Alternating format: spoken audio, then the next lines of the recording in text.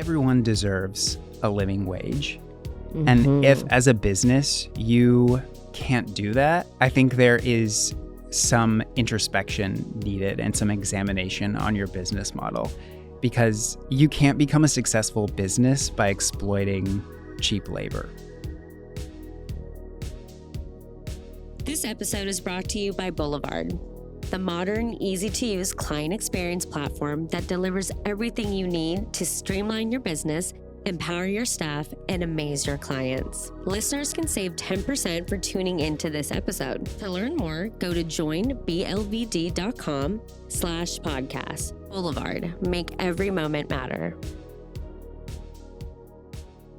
Daniel Landroche is the lead solutions architect and in-house reporting expert at Boulevard. In addition to his work as a consultant, he has 12 years of experience working in high-end hair salons. Daniel complements his salon industry knowledge with additional experience in management, operations, payroll, finance, HR, and marketing. Daniel channels his wide breadth of experience and knowledge into his passions for creating content and real solutions that help professionals find new ways to be more efficient. Welcome, everyone. We are so excited to be sitting here with Daniel Landroche. So Daniel's had an incredible career in the salon industry and now works with us over at Boulevard. So many of our incredible customers are very familiar with Daniel and the work that he provides. Who better than Daniel to talk about what those top businesses have in common and some cool strategies that we can all implement within our businesses. So we're super excited to have you, Daniel. Welcome. Thank you. So excited to be here. So before we get into the meat and potatoes, let's go ahead and hear a little bit about you. Tell us about your career, who you are. We'd love to know more. Yeah. My name is Daniel Landroche. I am a lead solutions architect at Boulevard, and I've been there for about 4 years. And that's just a fancy way of saying that I help find solutions for our customers if they have complex problems, a lot of times around data and reporting. And before joining the team at Boulevard, I worked in high-end salons for about 12 years, and 5 of those years with Chanale here. And yeah, I had a very similar story, I think, to a lot of us who joined Boulevard from the industry, which is I started out at the front desk as a receptionist, worked my way up into management, into operations, and dealt with a lot of things. So financials, bookkeeping, payroll, inventory management, HR, wore a lot of hats. It's one of the great things that I love about Boulevard is that we have so many people on our team that come from the industry, because it really lets us communicate to customers on their level in a language that they understand. It really puts them at ease, and it makes it so much easier to get to what they really are talking about. That's so true. We really do have our own language, and you can feel it when someone's faking it. Yeah, definitely.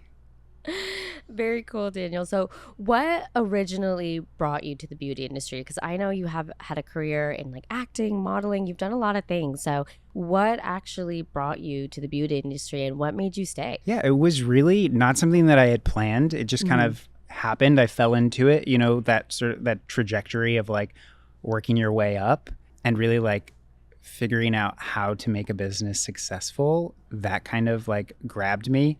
And then with Boulevard, I'm able to do a similar thing, but from a completely different perspective. I'm able to look at these businesses and see the things that they're going through, very similar to the situations that, we went through, and take that perspective that's outside and help them see it from a different angle. Sometimes it's easier to look at it from that bird's eye view when you have a little bit of separation, right? Where you get that tunnel vision where you're like, oh my God, I didn't even think of that. I just needed one person to come in and take a look at what we're doing and help me piece this together. So you're those eyes. Yeah. Very cool. Very cool, Daniel. I know we have tons of folks who are probably listening that are super grateful for the time that they've had with you. So very excited to talk about this with you. From your experience, what are some of the characteristics that these businesses have that end up being uber successful?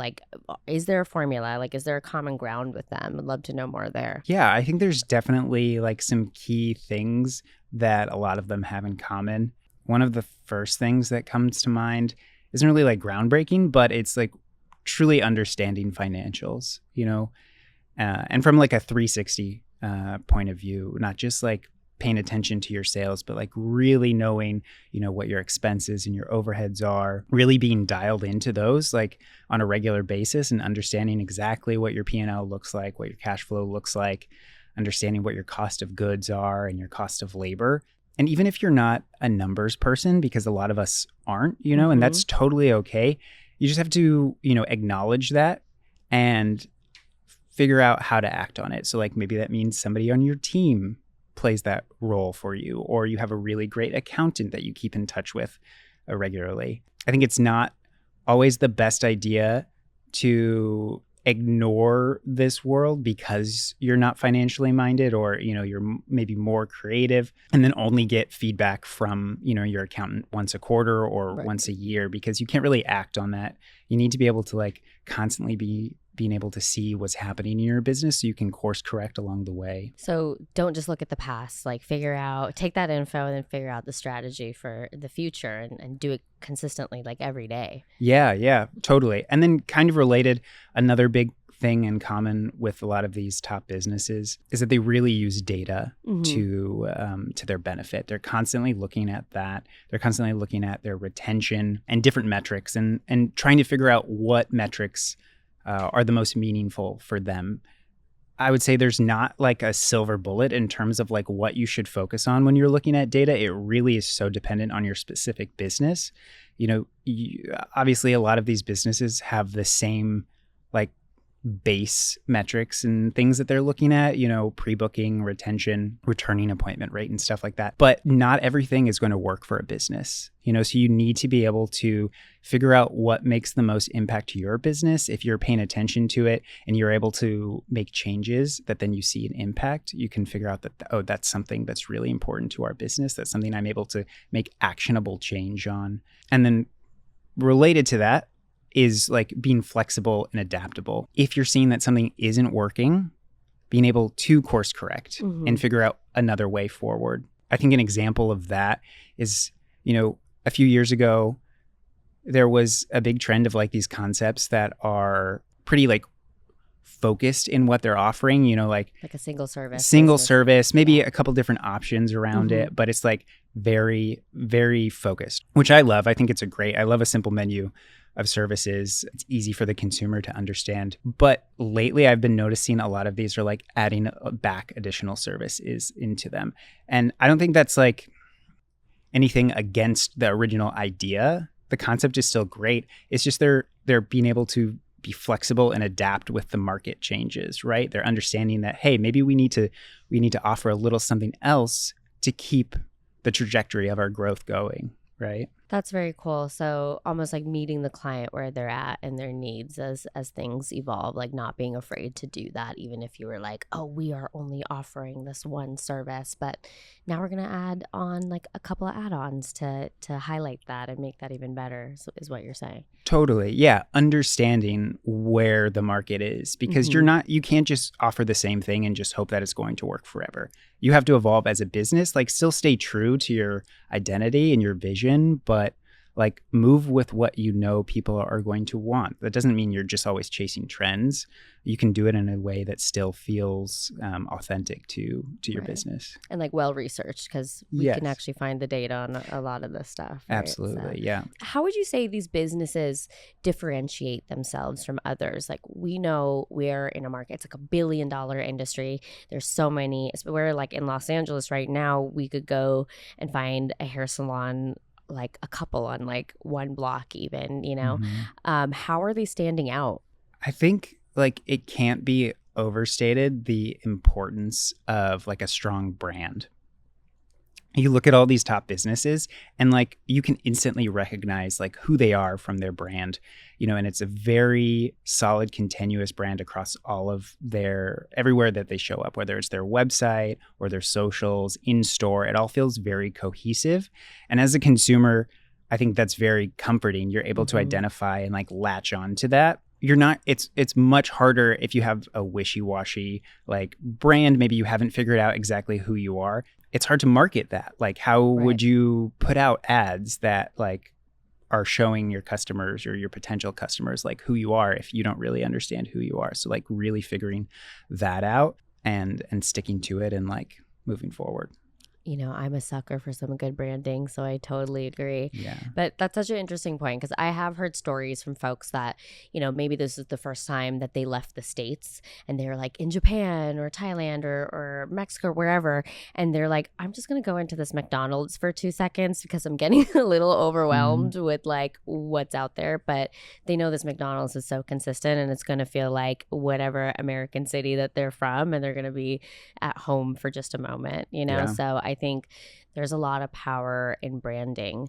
And would you say, how important is branding when it comes to like the multi-location strategy, like for people who are wanting to see like 30 locations across multiple states? Like how important is their branding then? Yeah, I mean, it's one of the top things, right? You can't really create a large company without that solid like base of branding. Like if you're, whether or not you're like doing franchises or you're opening them all yourself, like you want people to recognize your location regardless of where it is, like across the United States. Like if I'm going to New York, I know that place from LA, like I'm going to stop in there, right?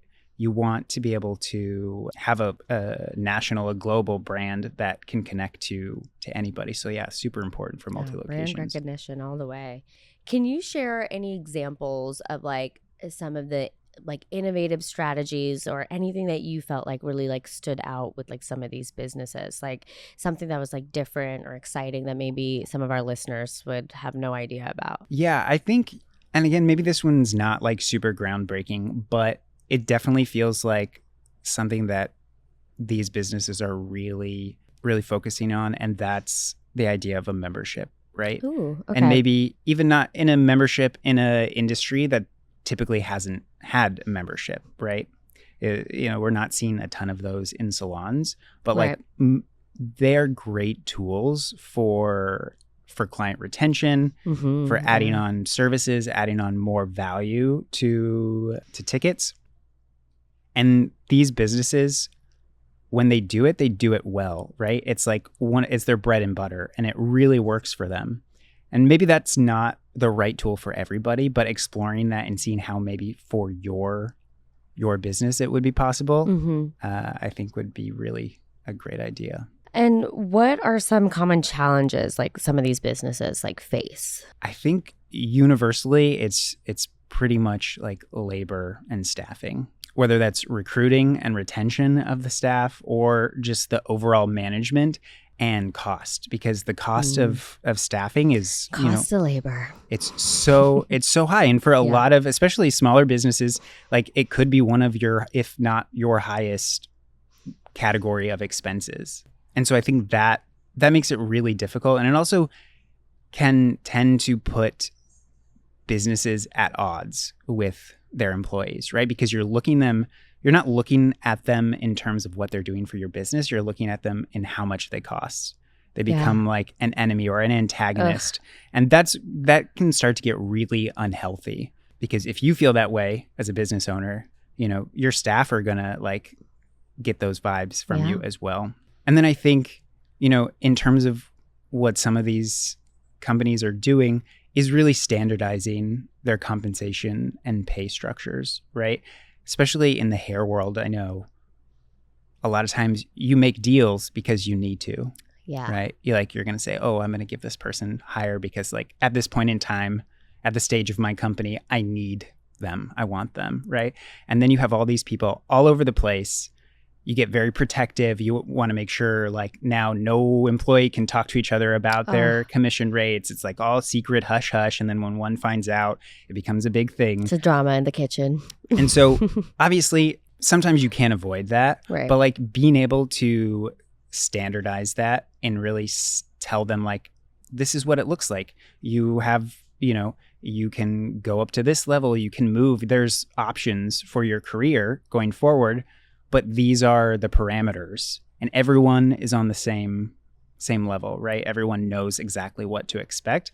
It also takes a lot of that unconscious bias out of those deals that we're making Right. with these people. Those like handshake deals where there's like no career path like involved there. So for someone who's maybe just starting out or thinking that they're wanting to revamp what they've done with their employees, you're saying really focus on that career path and trajectory of like coming in and where you end up in that like senior role. Like what does that look like, and keeping that consistent across your entire employee base. Yeah, definitely. Like making sure everyone knows exactly what's expected of them to be able to move up, right? To be able to increase their wages, their commissions, their hourly, whatever it may be, whatever your structure is. They should know a very clear career path. Otherwise, there's not a lot of incentive for them to stay because they can find something else that maybe they could know that they grow in. And this doesn't have to be just service providers. It can be all of your other staff as well. They should clearly know that there's a future for them at your business. Otherwise, you get into the trap of like front desk people just, coming and going. The revolving door. Yeah, totally.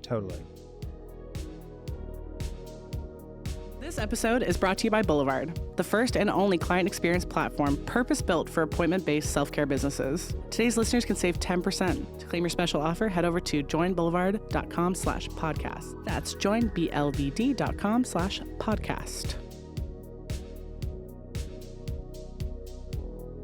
I know we see this a lot in the med spa industry, and I know you've worked with like a lot of other membership businesses where the membership sales, the package sales, like end up being like another way to incentivize the staff members in sales where they can make a little extra money there. Like, talk to us about that. I'd love to know more about that because I think, even for me as a former salon manager, I was always looking for those additional like revenue streams for people that were outside of services, outside of products. So I would love to know if there's any details you can share about how folks have set that up. Yeah, that's super common with these package and membership heavy businesses is really whether or not you're incentivizing, your front desk or even your service providers and figuring out exactly the best way to commission on those or to bonus on those things. I will mention that when you're thinking about all of this, I feel like it's super important to not overcomplicate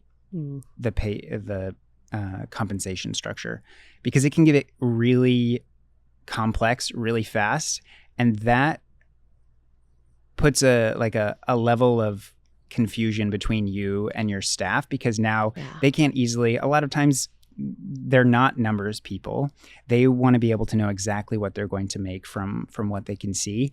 And when it's a bunch of different like crazy metrics and you have to hit all these different things and they have no idea how to figure out how much they're going to make, then it becomes less of an incentive and more just of a guess for them, right? They don't actually understand what's going on. And then they're not going to end up selling because of that. Yeah, I can imagine it's very hard to retain someone who's just simply confused about their paycheck. I know like we've all experienced that. We've had to work in California salons where there's been tons of like labor law changes and they've been great in protecting the employee, but it did leave confusion. And I know like having to handle that as like a salon manager when you're just trying to do your best and make sure everyone makes a good living and do all of that, it could feel like a lot of pressure. So I love the fact that you said keep it as simple as possible where people could do an easy calculation and figure out like, hey, I sold this many packages, sold this many memberships, here's what I did in services, and I should be about this place if I'm doing my math right. Yeah, absolutely. What role would you say like staff training and development plays in retaining people and even creating a stronger business? Yeah, I think that plays right into the same hand as like the career growth and like a plan for what that looks like. Even when we're looking at our front desks, like if we're not like actively engaging in them to be better at what they're doing and growing as individuals, again, they're just going to be a revolving door. You're not going to see any interest in actually working from them. They're just going to come in, clock out, and leave. Right. I think the best jobs that I've ever had, my boss has taken an active interest in like seeing me better myself. Like not even just like within the context of the job, but even personally. Mm-hmm.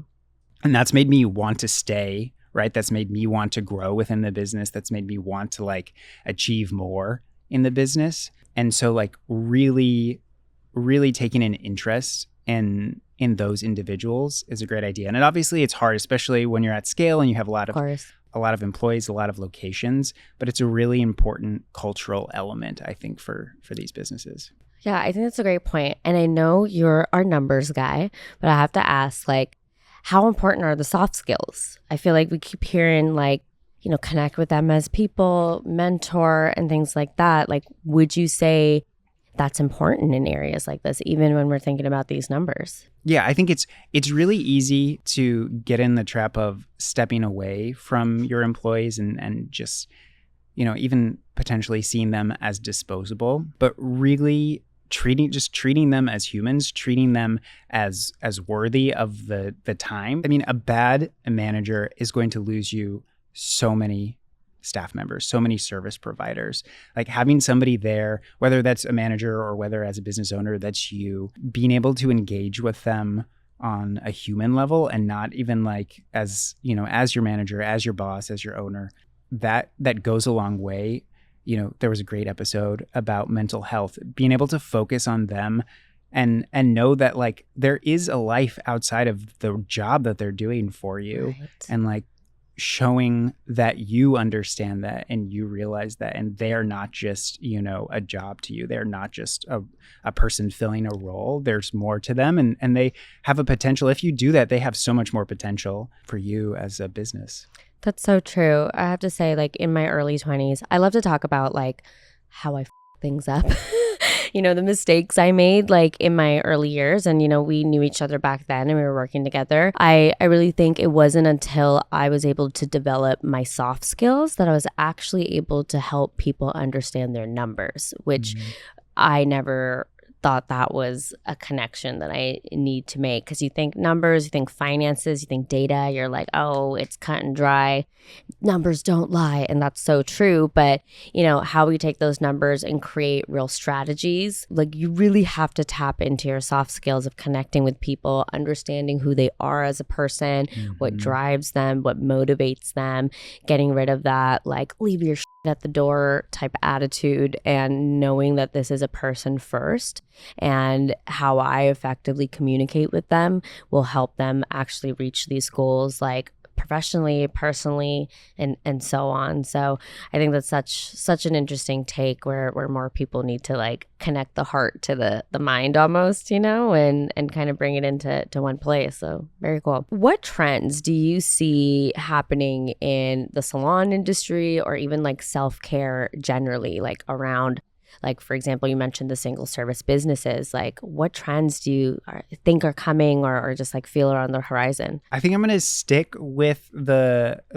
labor topic, and maybe it's just hopeful thinking, but I feel like it's overdue for a recentering and on the importance of the worker, right, in our industry. I love that. A lot of times, as I said before, they are thought of as disposable or as something that is just sort of like a necessary evil. But our employees, our service providers, like they are essential to our business. They are no less important than a client, right? 100%. They are making your business happen. You could not survive without them.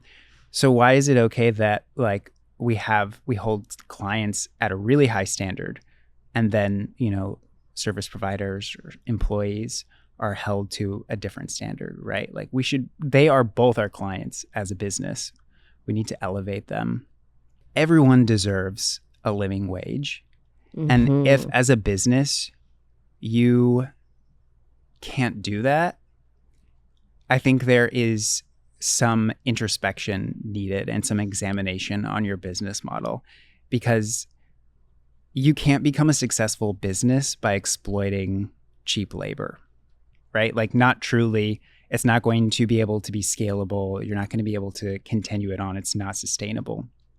And everybody, nobody deserves to live in poverty. And I think sometimes we excuse ourselves as small business owners because it seems not feasible, right? Right. And And totally, it's very hard. I completely get it. Like been in those situations where we're paying people, a minimum wage and still having to cut them to try to get under budget and those things. And it's very, very difficult as a business, but that doesn't mean it's not an all or nothing thing either. Right. You can still strive to be fair and equitable, because at the end of the day, if you're paying your employees minimum wage, you're telling them that you would pay them less if you could.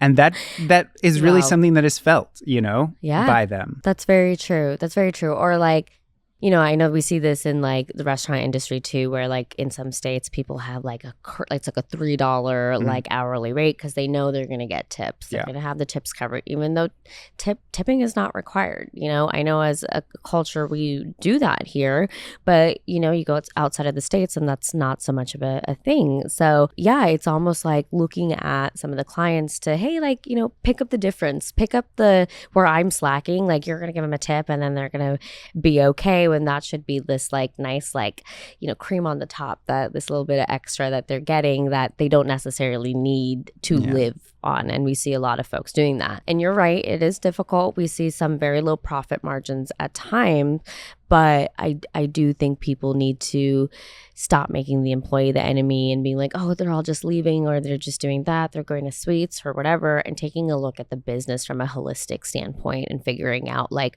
what are my holes here? Like I've had so many owners tell me that they have retention problems. Like I can't retain my staff members. But when you dug deeper, they actually had a marketing problem. They didn't have enough new clients calling in, trying to book appointments to actually fill the books of those team members. So then they left because they're like, I gotta go make money, right? So I think people sometimes need to take a look, and a deeper look, as you were saying, and figuring out what the issue actually is, because you actually might not have like a team retention problem. You probably just have some other holes that you need to fill up and figure out a path forward. And for anyone who's listening in where maybe some of this seems like impossible and like overwhelming, I think it's about taking the next step. It's like, okay, what's one step towards a better version of this? And little by little, like this doesn't need to be an overnight change. Like it's impossible, Absolutely. But striving to do better essentially is like what you're saying. Yeah, definitely. Yeah, very cool. So Daniel, the next couple questions we ask everyone. So this one's called The Good, the Bad, and the Ugly.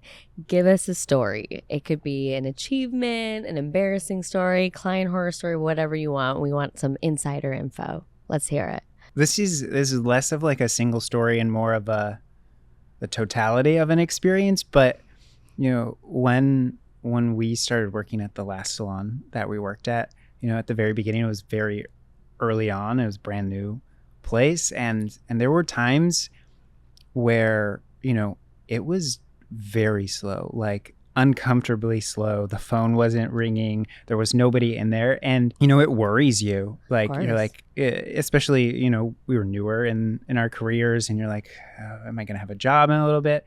Being able to experience that sort of low or that like anxiety, and then fast forwarding to 5 years later when we had 3 locations, like, and all the ups and downs, within it. But it was just kind of amazing to like have that experience and obviously go through that with you. But like being able to see the growth of a business from the inside, being able to have an impact on that is like, I don't know, it's super rewarding. Maybe just a reminder to a lot of people that like, it is a journey. It's not like necessarily where you are right now isn't where you're going to be. You can grow, you can get to where you want to be, and just like enjoy it along the way. Yeah, trust the process a little bit, right? Yeah, I think that's a really good one. And I definitely relate to that, because I remember there were times where like, is the phone plugged in? And I'm like, oh no, okay, it is plugged in. No one's calling. That's actually what's going on. And then literally within a couple months, we were making like millions of dollars, which was an insane experience, you know? So yeah, for those listening in, like, stay true to what you're doing, stay true to your brand, keep studying the data, keep working on the soft skills. It really takes like a well-rounded operations team to really go to the next level. So yeah, don't just get discouraged by the low profit margins now. Like, you never know when something's going to take off. So that's a really good one, Daniel. I love that. Yeah. So our final question will be, how do you define success? I think I would define success as leaving the world a better place. I love that. Like leaving, your friends, your family, your community, your neighbors, whatever it may be, your coworkers, like leaving it a better place, uplifting people. I don't really buy in to the race to the top. Yeah. I don't know. Like, it's lonely at the top. I'm not sure, like, why would you want to be up there alone? Like, if you can't uplift everybody you love and care about. So yeah, like, and that doesn't mean like something monumental, doing a haircut that changes a person's like outlook on the day. That is so impactful. Giving somebody a facial that like makes them feel like themselves for the first time. Those are things that like are super important. Just because we live within the confines of capitalism doesn't mean we have to use those tools against our own people, right? Like, let's lift everybody up. Let's push everybody forward. Let's like progress. I love that. And it sounds like you're saying like build your legacy. And your legacy isn't like yourself. It's like what you leave behind. Yeah. That's so beautiful. I love that. Thank you so much for Daniel. I have always learned so much from you. So I was super excited to do this interview. You are an incredible coworker and a wonderful friend. So I've enjoyed getting to know you. We've been working together for like 11 years now. Yeah. We're like a married couple, like in the work life. Again, thank you so much for being here and doing this and sharing all of your incredible knowledge with us and the wonderful customers at Boulevard. So thank you so much. Yeah, this was amazing. Thanks, Daniel.